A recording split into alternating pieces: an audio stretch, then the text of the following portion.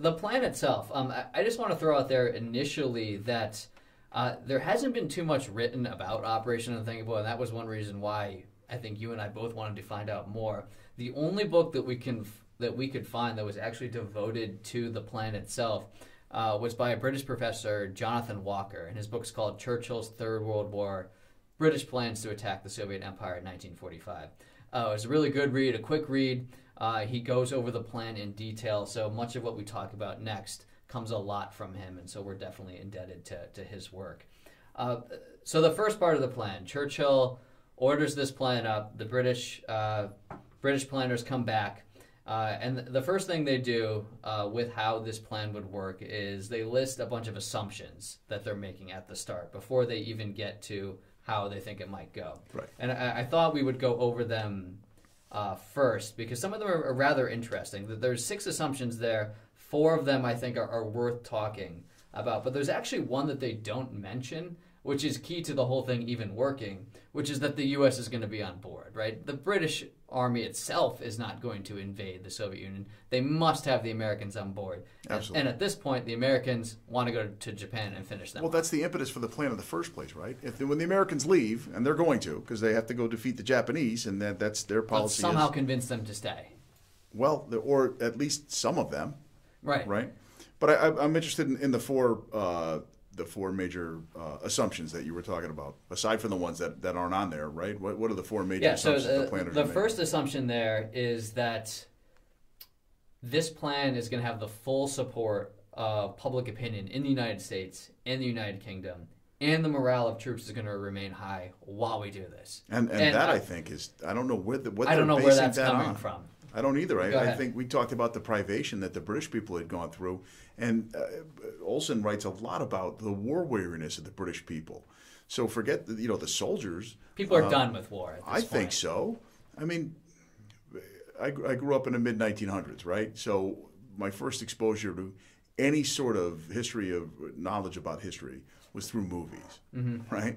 So anything that I knew about American willingness to fight further than the defeat of Hitler was from the movie Patton with George C. Scott screaming, I'll get you a war with those Ruskies and I'll make it look like it's their fault, right? Of course. He was anher one who kind of wanted, let's just start World War III right now. If it's going to happen, let's just do it. Yeah. There are some historians who I think disagree with that. They think that that's been a little bit overblown and thrown on the Patton. Sure. Although you read in other sources that some people, as they're beginning to find out about who they're dealing with, that there are some Americans who might be thinking, gee, I wonder if we were fighting the right people. I mean, it's probably a handful of people, but I don't think for the planners of this to assume that people are just going to say, we finished this one World War, and now we're going to start the next one. And now the potentially an even bigger one. The people who are our allies, who we spent countless dollars and 4 or 5 years drumming into the civilian population, that these are our allies who are making unheard of sacrifices. There's this huge propaganda machine to paint the Soviet Union as this great ally. Uncle Joe Stalin's Stalin. Uncle Joe, yes. We got to help out Uncle Joe. Right. Lend-lease, we're working on tanks and we're sending these things to help out. We got to help Stalin because these people are going to be, without our help, it could end in Hitler's triumph. And look at the number of people who are being slaughtered here. It staggers the mind. Right. So for the planners to consider initially that we can only really view this through this one lens of public support has to be really high, it almost seems like, well, okay, then why are we even going to read the rest of the plan? Because obviously we're not going to get this. I don't think, and forget the civilian question.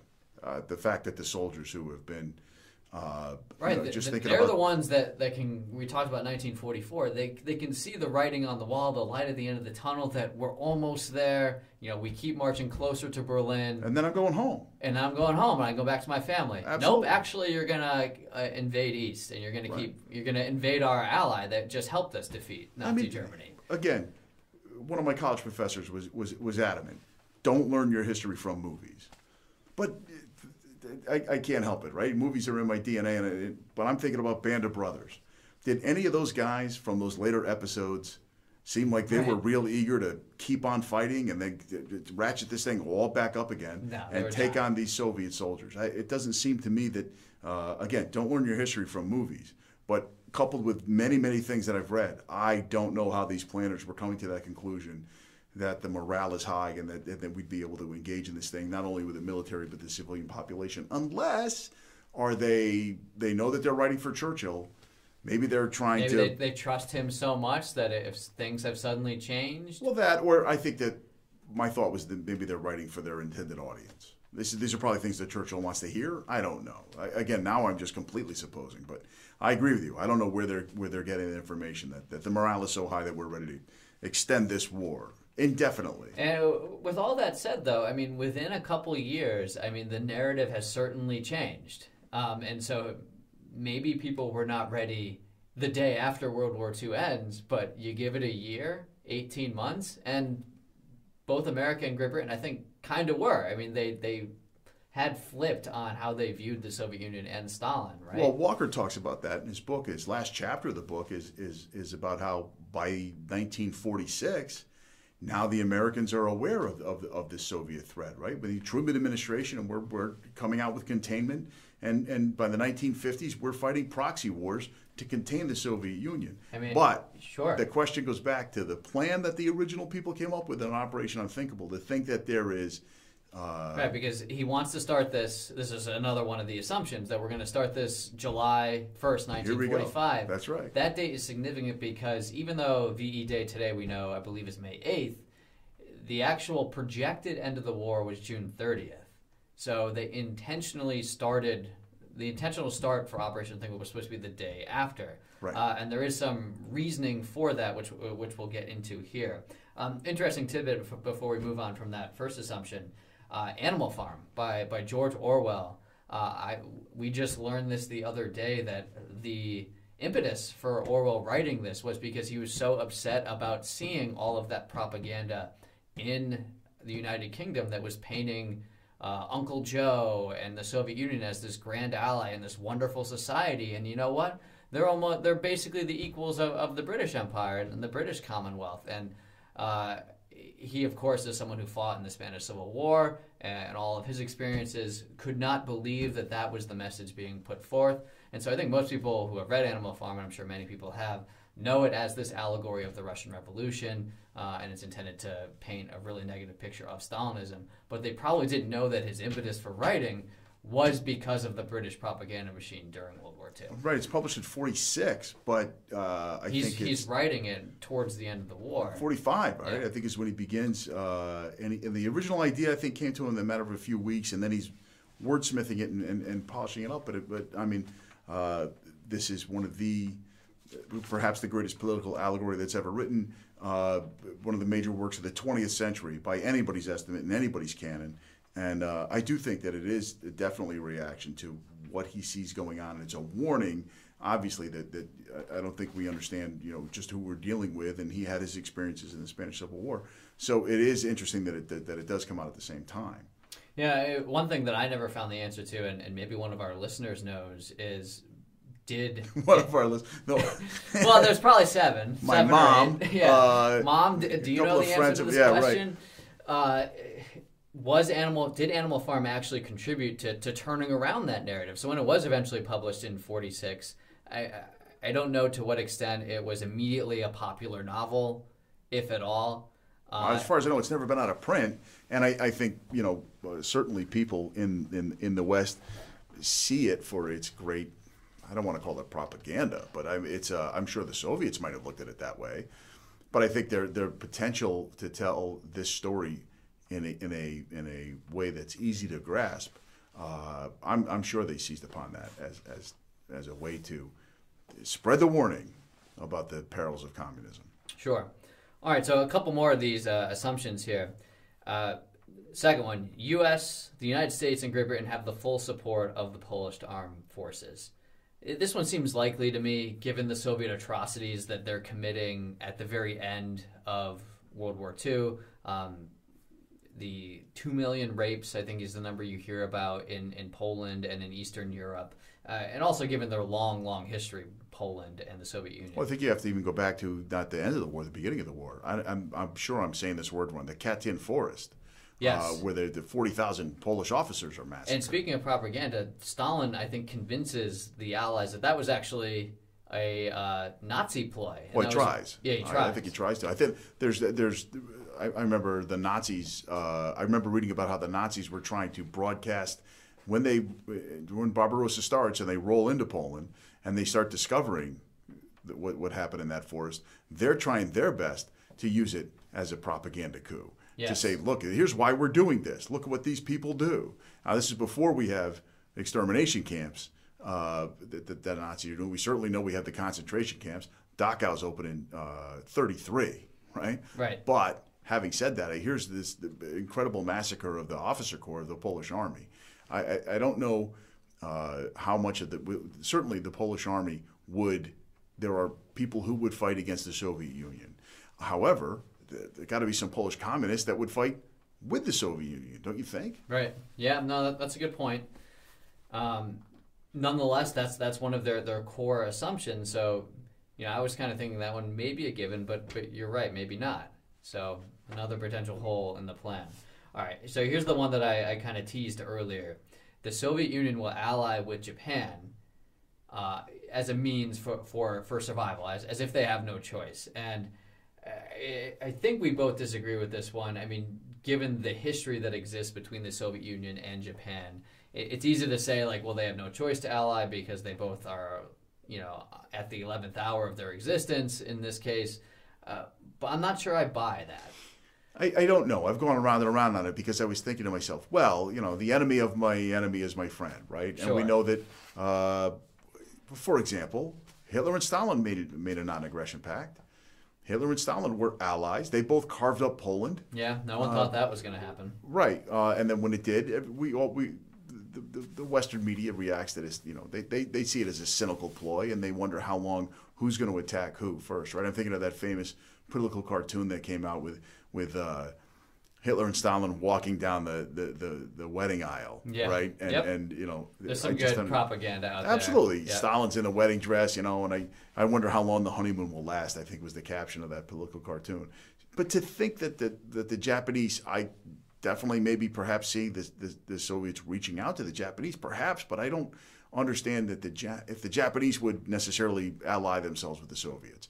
You were pointing out that in the Dan Carlin podcast talked about how vehemently anti-communist the Japanese were. Yes. Yeah. And that goes back to the 30s. Right. So just looking at their past history of conflict, you can go all the way back to the Russo-Japanese War, their difference in cultures and ideologies. Even though it makes natural sense in that moment, I'm not sure that that's something that we can just write down as a core assumption. Like, this is definitely going to happen. Well, they fight. Some people have argued that World War II starts with the Khalkhin Gold battles, which may be a topic for a second, perhaps for a second deep dive into history if we ever finish this one. Right, right. So with that said, maybe we should move on. We had mentioned this one earlier. So opening day of hostilities, another assumption, is planned for July 1st, 1945, and I think they do that again in order to try to maintain some level of secrecy where the plan is concerned. And the idea being that if you put it too far after the end of World War II, well, now you have to move more people around. You had moved all the people out because you can send people home. Now you got to send them back in. It becomes maybe more obvious they're already there, right? So let's just go next day. Walker has a very interesting passage. It's a little bit lengthy, but I do want to read it because I think it really demonstrates that there was literally no way that this plan could have been secret whatsoever. We kind of talked about the Soviet elements that are working behind the lines. It seems like Zhukov already knows that something's up. He's moving. He may know some things already, but I really like this passage because it demonstrates what the mood would have been if this plan was actually being prepared and about to happen. So this is Walker. So preparation for the attack would have been immediately apparent to Soviet agents in Germany. There would be hectic levels of activity in repairing approach roads and communication networks going west to east, while river defenses along the Elbe would be reinforced. New airfields and airships would be developed to enable short-distance reconnaissance and fighter aircraft to operate, and existing fuel dumps would be topped up. Movement of large troop formations up to the front line would be observed, as would cancellations of leaves for servicemen. The rate of demobilization would slow to a trickle, and Soviet agents would detect the dispersal of aircraft and that all civilian air movement had come under military control. They would also monitor the activity in Allied ports and note that merchant ships had been recalled. Railway stations would become very busy in the road, and on the roads, armored columns and artillery brigades would clog the approach routes. Ambulance trains would be heading west to east. Because of the activity in the rearward Allied positions in Northern Europe, it would be apparent to Stalin where the main offensive thrust would be launched. So not even that the attack's going to happen, where exactly it's going to happen. And when you compare this to Barbarossa, somehow, against all odds, that plan was kept a secret, or at the very least, Stalin was ignoring messages in Barbarossa that was about to happen.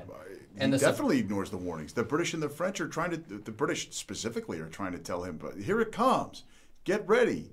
And from my understanding, Stalin thinks this is another ploy, this is another trick. He wants Hitler and I to, Churchill wants, the West wants, sure, why wouldn't he? England and America, they want Hitler and I to bash our brains in so that they can sit back and they want us to bash our brains in so that they can sit back and be the victor, as they can sweep in and grab the spoils. So there is an eerie parallel to that Stalin would, but I think he would have seen this coming. And he's paranoid enough to believe that it's coming anyway, and I think we probably already knew that they were even talking about it. So you have to wonder, how would they be able to, without the Soviets getting ready for it themselves, try to keep this a secret up to the last second? It seems to be almost impossible. Right, and Stalin has definitely learned a few things since Barbarossa, right? He's not liquidating literally every intelligent person that works on his staff in the military, right? So he's getting the right messages. I don't know. I've read that he was planning on purges as the fall of the Nazis were taking place. He's planning on other purges again. So maybe they should have delayed Operation Unthinkable then to wait till he purges everyone. Well, I don't know. Who knows? All right. Could it have worked, John? The plan itself? The plan itself could Unthinkable have worked? Well, you have another assumption you want to hit. Well, now I want to get to what the planners termed the object. What's the whole point of this plan? Right. We've sort of been dancing around that, but let's look at specifically what they wrote. So, from the plan itself, the overall or political object is to impose upon Russia the will of the United States and British Empire. Even though, quote, the will of those two countries may be defined as no more than a square deal for Poland, that does not necessarily limit the military commitment. A quick success might induce the Russians to submit to our will, at least for the time being, but it might not. That is for the Russians to decide. If they want total war, they are in a position to have it. So seemingly the plan is, in a narrow sense, only about Poland. We want Poland to be free. Poland was a part of what was agreed to prior at Yalta. Russia is breaking that. That's the reason why we're doing this. But even the planners concede that doesn't mean this is going to be limited just to that. I mean, this could go on forever. I mean, who's going to stop at just this? Well, I think they understand the fact that if we start fighting the Soviets, and the Soviets we're trying to impose our will upon them, that this could devolve into total war and that it may not end. But I think it's good that they have an objective in the sense that we want them to agree to the things that they've already agreed to. We want them to adhere to the agreements. But I think they're looking, as a rational actor, they're looking down the road saying, well, let's say that we're able to spring this upon them in some way and we have some early success. They'll probably retreat, as we've seen them do. They did it to Napoleon. They did it to Hitler. They would probably do the same to us if we were to have some early success. And then that's not to say that they're not going to counterattack after wintertime, after another winter. So here's what we were talking about earlier. And this could easily become total war.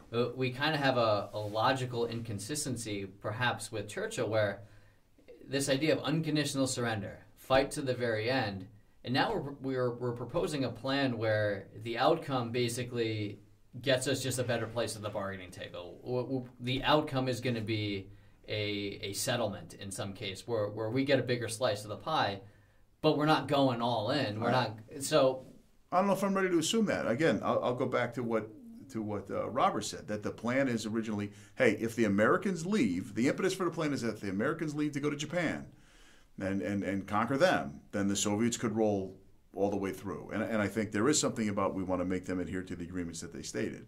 So it depends on whether or not whether you see this as an offensive or a defensive plan. So, in other words, a defensive plan in the sense that we're just taking a proactive, preventative approach for something we think is inevitable. So we're going to act first. It's defensive in the nature that if the Soviets plan to continue rolling westward, offensive in the sense that, hey, we need to, we're going to try to keep Poland, as was agreed upon, a free and independent country, and maybe liberate some of these Eastern Bloc states. And again, what do I know about history? I learned from movies, right? But it's almost a cliche that anytime, any Cold War movie that I saw, right, there was always that actor who said, the Soviets respect one thing, strength. Right, it's a cliche. It's in almost every Cold War movie there is. The Soviets respect strength. Well, it certainly seems that they want to show that here. All right. So we should get into finally the projected strengths, weaknesses of each side. Who's going to be involved in this war? Aircraft, infantry, army, navy. Who's got the advantage if this plan actually happens, because the planners themselves go through a pretty detailed analysis of this. So I'm pulling up some numbers here. Let's start with aircraft first, because I think aircraft becomes kind of the... Do you want to start with the aircraft? You don't want to talk about the infantry and armor division? Okay, fine. I mean, so, okay. Everyone assumes that the Soviet strength is... Because that to me, it's remarkable. The size of the Soviet army. Sure. So here's the breakdown between the armored divisions, infantry divisions. So Soviets have 36 armored divisions, Allied 23. So you have a large gap there. Infantry divisions, though, Soviets 228, Allied 80. So, I mean, you basically have the entire Soviet forces that had marched through Eastern Europe at the end of World War II. And battle-hardened. Battle-hardened. Trained by the veterans, Nazi army. Yes, the toughest fighting of the war. Indirectly, you know what I mean, after having fought against the Nazis. Of course. And now they're just there. And I forget how many millions, it's like 6 or 7 million soldiers total. It's insane. So the army is gargantuan. But I think they're also gassed. And we talked about, and the planners dance around this a little bit. I don't know if they really mention it. I know we talked about it. Lend-Lease is going to end. So all the supplies that the Soviet Union was getting and was fueling their run through Europe, defeating Nazi Germany, that's all going away. And yes, they've developed their own means to kind of produce their own industrial machine and keep that going. Not to the level of if Operation Unthinkable becomes total war. But then there's a sense of, do the Allies want to go to total war over this plan if it doesn't work? We've already talked about the lack of, I think, the lack of civilian will to go through another total war, right? Add to this the fact that the sheer, what is it, 2-to-1 armor and 4-to-1 infantry? Right. I don't see, if you're just looking at those sheer numbers, I don't know if I agree with your estimate that they're gassed. I think they could probably be pretty fired up really quickly if it looks like the Allies are going to go over to the offensive. And certainly they'd have the propaganda edge. Of course, right? Comrade Stalin was right. Look, they are out to get us. Right, and we're defending our homeland, our sphere of influence, and again, we talked about it on the Allied side where you kind of have to take this leap of faith to say, well, actually, no, so Stalin's the bad guy. Sorry that you thought you were going home, and so. Sure, I think on that aspect of it, certainly. The reason why I want to talk about aircraft first is I think aircraft are becoming the most important element of warfare by this point at the end of World War II.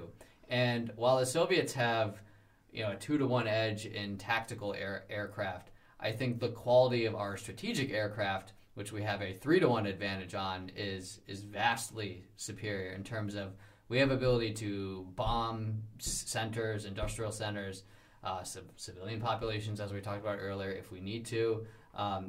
Can we precisely target all of their troops in a way that's going to limit their infantry advantage? Again, all of this is kind of in question.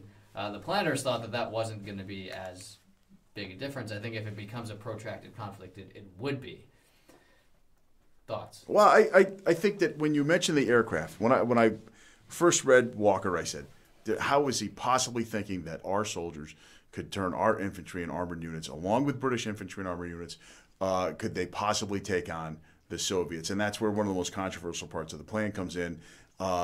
Churchill is reporting, I think it's in Roberts where I read that he's saying, maybe we shouldn't be destroying Nazi weapons as we take them off the German soldiers. We haven't even talked about this, right? We might need those German soldiers to rearm them. I'm glad you brought that up. And we might have to rearm them and have them fight against the Soviets here. Yeah. Is that possible? Yeah, perhaps that aspect of the plan is the most astonishing thing in there. Absolutely. For me to accept that we're going to have 100,000 Wehrmacht soldiers. They're going to fight alongside Americans and British. Especially as we're now seeing whether or not it's a smart political choice that we talked about earlier, right? Yeah. Now it's a completely immoral and unethical choice because in the spring of 45, as the troops are rolling into Germany, they're starting to liberate death camps. Absolutely. Oh, the Soviets are liberating the death camps in Poland. We're liberating concentration camps, which have turned into death camps. They weren't designed for that originally. Sure. But Buchenwald,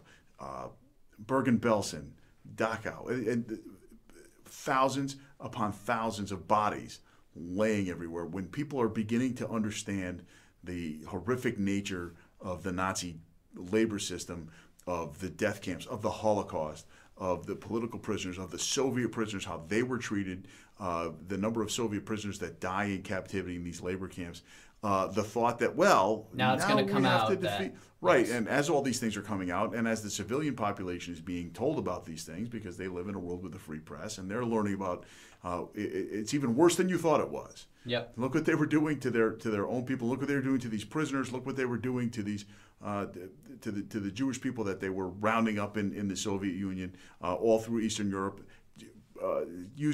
diverting precious resources from the war effort to take Jewish people, men, women, and children from occupied territories in France, and not only France, we know that all over the Nazi Reich, to transport them to extermination camps. How can you possibly ask people to rearm these Soviet prisoners? I'm sorry.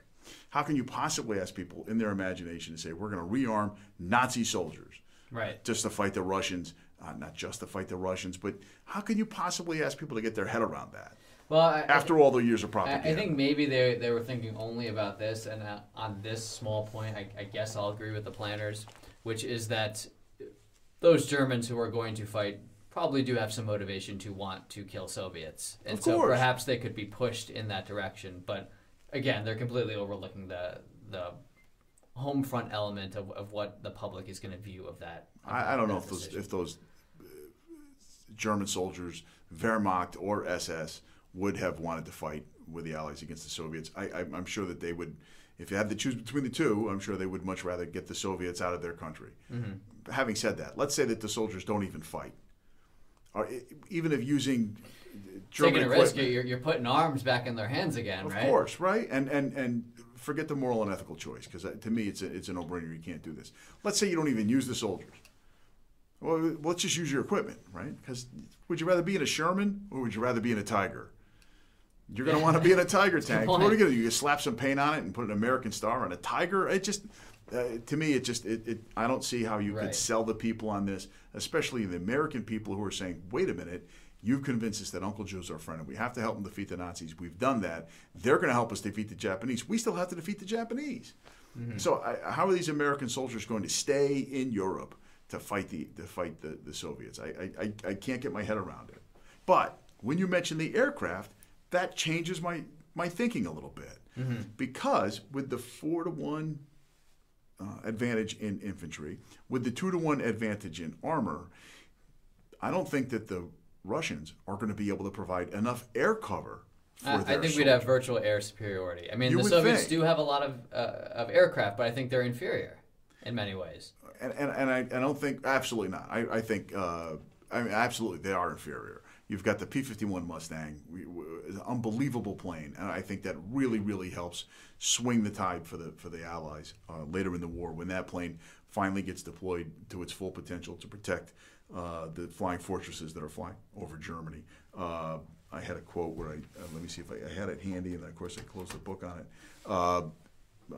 Olson writes about that the German officers are talking about that the breakout from Normandy was mostly made possible by the fact that we had air superiority, that they could not release support divisions up into the Normandy area because once they were exposed, our strategic bombers and our fighter planes would just pick them off wherever they were. So by the fact that if there is a Russian component of their air cover, they're flying by the grace of a lot of the Lend-Lease petroleum that we're giving them, especially aviation fuel. So immediately, the Americans will cut off Lend-Lease, right? So do they have the fuel to put that into their tanks? Definitely, probably not, because they get aviation fuel, which I know very little about. It's a special sort of a mix, right? It's not just taking gasoline and sticking it in a tank, or gasoline and sticking it in a plane. And the Soviets, from what I read in Walker, are completely reliant on that American, not completely, but pretty much reliant on that American aviation fuel. So if you cut that tap off, how are the Russian planes going to fly? And to your point, they don't have strategic bombers yet. Ironically, they're going to get them kind of from the Americans. We have some that are bombing Japan, and they land. Yes, I remember reading about this. And the Soviets, from who? They pull them apart, right? They reverse engineer these bombers, and eventually that's sort of the birth of the bombing armada that's going to come about during the Cold War. But at this point, they don't have heavy bombers. They certainly don't have anything like the B-17. Certainly not like the B-29 that we're using to pound Japan with. Exactly. So those planes, if those planes are flying against Soviet targets, if there's a column that exposes itself and there's no air cover, and you're able to unleash our air power, Spitfires, Liberator bombers, B-17s, B-29s, and then if it goes to total war, if we have got a foothold on the continent and we can get those bombers over there, are we then bombing? That's the question, right? Are we now using those bombers to bomb Russian cities the way that we're bombing Japanese cities? So that was one challenge of the plan is, and I know we talked about this and sort of coming up with this talk, the B-29s, you can't just land them anywhere in Europe. We got to build special runways that can hold them. If correct me if I'm wrong. And so, no, I think Walker talked about, maybe it was Walker that talked about even the B-17 airstrips that we have in England are going to have to be lengthened. Yeah, because the B-29's huge. Right. I'm not sure of how far the B-29s can go, but London to Moscow is pretty far. I'm not sure a B-29 can make that. No, you'd have to be able to establish air bases on the continent, I believe. And there's going to take times to build. So this whole idea of it being a quick success, which is the first part of the plan that the planners bring back. So their kind of analysis is that quick success is extremely unlikely, given probably the lack of secrecy associated with the plan, given the forces that were up against the land forces. If it does become total war and a protracted war, they're also not feeling that it's going to be very successful. I kind of think that however far that the Allies want to go is attainable, but it's going to be a huge cost. The losses could be staggering, right? I mean, just talking about, well, you brought this up earlier, willingness to take losses. We've seen where Stalin is. I texted you the other night about this, that the number difference between American losses in World War II versus Soviets, 400,000 to 27 million. It's unbelievable the amount of casualties that he's willing to take. Right, Dan Carlin talks about this a lot. The losses that the totalitarian state is able to get away with, where a democratic republic would be horrified and shocked with those losses. Right, Max Hastings in his book on the Second World War in Inferno talks about how Stalin had picked off some intercepts about a German advance, and that the Germans knew that the Soviets were coming, and he went anyway, and they got creamed. They lost thousands of soldiers.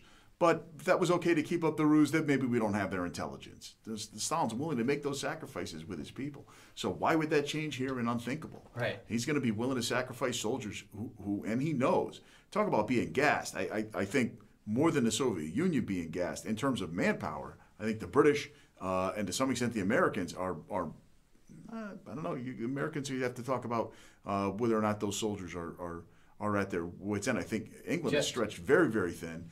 And I think that our soldiers certainly would not. I don't know if I want to go with gas, but I can't accept your idea that the Soviets are gassed. Well, I think we just kind of alluded to it. The difference in culture and makeup and how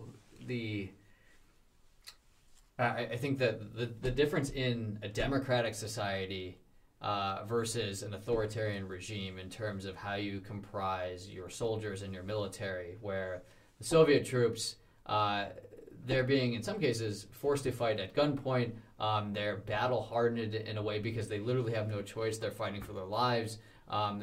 Whereas democracies like France, when we saw how fast France folds, in 1940, they're just not ready for that type of fighting, that type of conflict.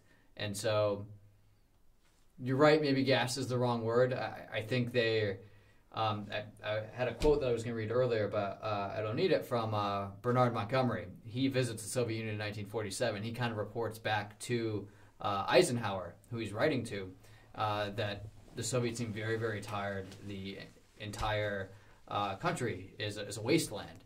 And I'm sure that's probably true. But I think, to your point, even though the Soviets might appear really tired to a casual eye, especially a Western eye, doesn't mean that they can't summon something like they have in the past, like they did against Hitler.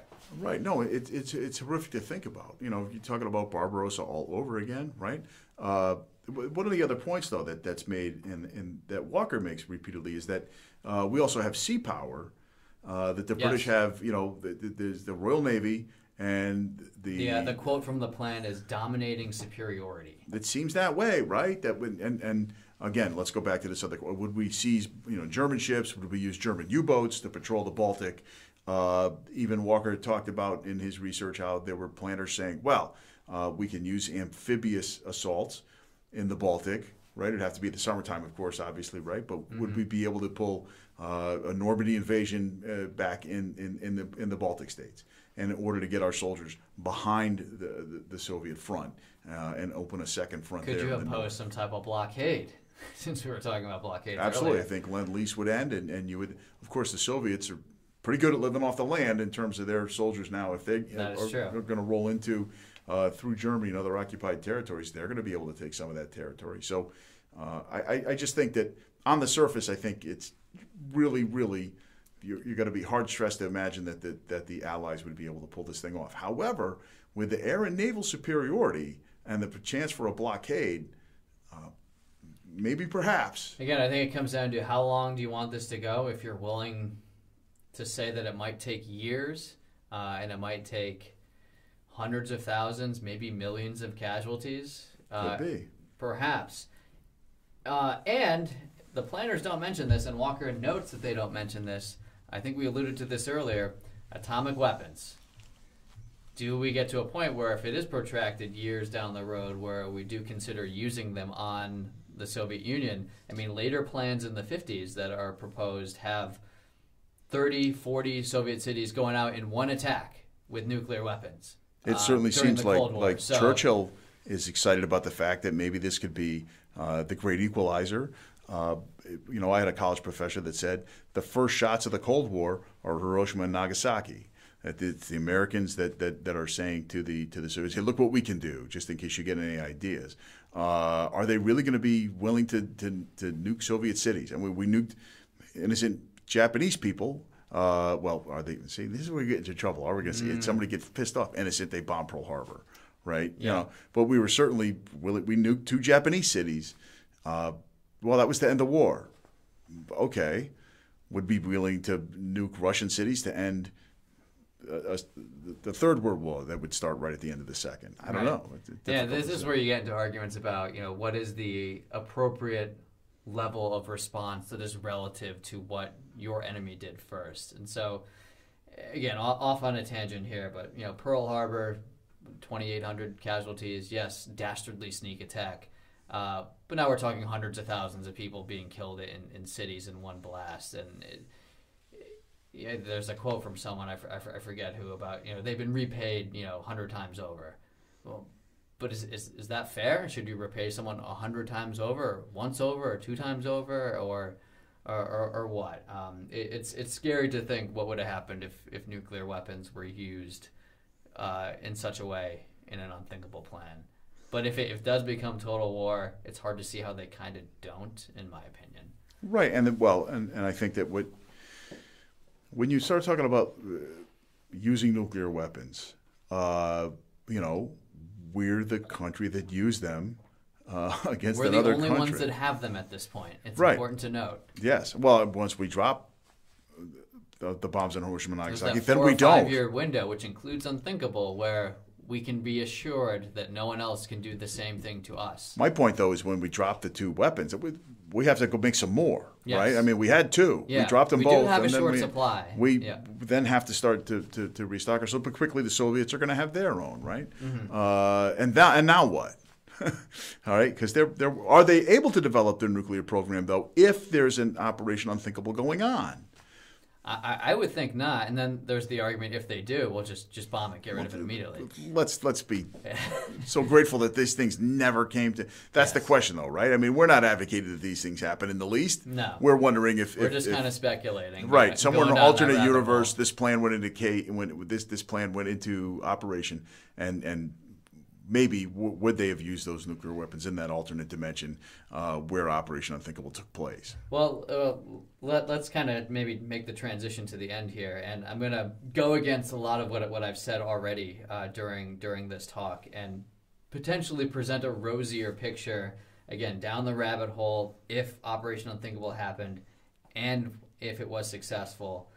I think you can make an argument that the world we have today in 2019 would have been a better place if somehow Operation Unthinkable becomes protracted and the decision is made by the Allies that we need to go all the way. We can't just stop. We need to eradicate the Soviet Union in the same way that we eradicated Hitler and Nazi Germany. Then the Soviet Union falls in 46, 47, 48, whatever year it is, instead of 91. So do you avoid all of the conflict that takes place during the Cold War? And you'd probably say that communist China still becomes communist because they're pretty much almost done with their civil war at that point. But maybe not. Maybe we start supporting Chiang Kai-shek all of a sudden. That's a hell of an assumption, I think. That's a very big what if to say that. But think about today. Unthinkable takes place and there's no Soviet Union anymore. I mean, at what point? Because the goal, as you stated, was that we want to impose our will and agree to the agreements that you stated. So if the Soviets pull back, and let's say perhaps in one of these scenarios that the Soviets do pull back to they let Poland be established, and then we'll go back to our pre-invasion, our pre-Barbarossa borders. Well, wouldn't you have to stop then at that point? If they do agree, if they do... Otherwise, you look like the evil you don't aggressor. look like it, you are, right? Well, I mean, but we're uncovering all the Soviet atrocities at this point as we move east, theoretically, and they're just as bad as the Nazis, right? And I think you can paint a very compelling propaganda argument for why we need to get rid of the Soviet Union. And I think from another logical point, how can you really have a settlement all of a sudden where Stalin keeps power? Is you really going to trust him? You want to keep him in power after this attack that you just pulled off? Well, this goes back to the earlier argument we had about whether or not you can make a deal with the Nazis, right? With the Nazi Germany, keep it on the map. Well, the fact of the matter is that as we began to realize that the potential for evil within the Soviet Union, and then the perils of communism that people have painted around the world, that there was a Soviet Union. I don't know if we can say that the world would definitely be a better off place because, again, to your point from earlier, though, you talked about a balance of power not being there. Mm-hmm. Now, even with the horrors of the Korean War, the horrors of the Vietnam War, and all these other proxy wars that were fought. Cuba Missile Crisis. Exactly, right? There are things in Angola, Afghanistan, yep. Nicaragua, all these different satellite wars that took place within the 20th century. Perhaps that the fact that Unthinkable didn't happen, perhaps the fact that there was a Soviet Union which was able to be counterbalanced by the United States, with these proxy wars included, still might have been a better world than if there was no Soviet Union. Because who's going to rush in to fill that balance of power that you talked about earlier? Someone that may be unforeseen at Who this knows, point. right? Maybe someone worse. Absolutely. Right. So if we're to kind of put this all together, I think we're both glad that it didn't happen. Even though we just had the conversation. I'm not so sure about you, but I am. So going back to Churchill, do we think he was ultimately right to be worried about Stalin, the Soviet Union, the spread of communism? this plan, should it be viewed as a crazy man came up with this plan, or no, or a rational, well thought out plan that good thing his advisors told him not to do, but no hard feelings for coming up with a plan that we should think about. I think I got to go with Roberts that he's looking at every scenario here. The joint planners come to him and they say, look, this is something we think could happen. And I think he's right to tell them, very well, come up with a plan. Give me something I can work with in case it happens. I think he's looking at every contingency. Mm-hmm. I think that... That's a good leadership, right? I think so. And I don't think he's the anti-communist warmonger that maybe... I do think he sees his role both as the dude, right? He's the man, right? Mm-hmm. I told you about Hitler, and I gave the rousing speeches, and I held things together, and we were basically for a while there we were in the war longer than anybody else. Right, we go in and we're there September they declare war on the 3rd from September of 1939. Sure. Longer than the Soviets, by the way. The Soviets were Nazi allies. They had the non-aggression pact. We were even longer than we didn't make the sacrifices as a country that the Soviets did. Obviously, with the death toll, it's off the charts. However, we were all alone against Hitler first. We were all alone against Hitler first, and we're the people that sounded the klaxon. Churchill was basically begging the Americans to come into this war. Sure. And now by the end of it, he sees himself as maybe have me faced with another totalitarian threat again. And once again, no one's listening. And that must have been frustrating. And I think he misses the adrenaline rush of being the guy who's coming up with all these great ideas. And Roberts talks about people calling Churchill perhaps the godfather of the tank, World War I. He comes up with the godfather of the aircraft carrier. Apparently, he said, well, why can't we turn a battleship into the wind with a catapult and launch a plane off an aircraft carrier? I think the British are the first to do this. So is Churchill the godfather of the aircraft carrier? He predicts the fact that in a writing, he talks about the fact that the Imperial Germany might roll through Belgium, and then when would the whole continent go to war? He's got the Downs Gallipoli, which was most people in England at the time, it almost ruins his career. They see it as a disaster. Although there are some generals that thought it could have won, it could have been victorious. It could have gone better, and they may have actually won down there. He wants to attack back up through the Balkans in World War II again. So he's the idea guy, right? He comes up. He's brilliant. There's no doubt about that. So I think I got to side on the pro-Churchill side on this. Well, and I think I'm happy that the plan didn't occur. I don't want to suggest that I was pushing for it by any means. I'll just harbor one more time on the human cost of war, and it's shocking to think what the casualty rates would have been in a conflict like this that I think would have become protracted. I think, as you often see throughout the history of the 20th century, there aren't too many quick in and out type wars, especially with two enemies like the Soviets and the Allies. And I think it's good again that the recommendation was to not go with this plan, and that we should always kind of support pursuing diplomatic solutions, even with someone like a Stalin. And so not long after the plan is rejected, they're meeting at Potsdam, right? And they're having conversations again. It's some different people. Churchill's no longer there. I believe it's Clement Attlee, correct? And so your wartime leader which I think is... Oh, no, is it Eden? We got to... right? I think it's Attlee. Nah, it's Eden, I think. We better clean that up. All right, so... I think we got to wrap it up. It's 5 o'clock, Is anyone in there? No, he's got to go. He's got an interview tonight. I got to go home. Should we say thank you for listening? Go ahead. Thanks. We might do this again. It's going to take us 3 years to edit this down to a manageable. Thank you for our four and a half listeners that are out there. Thank you, Victor, for being patient and sitting with us the whole time. Cue the music.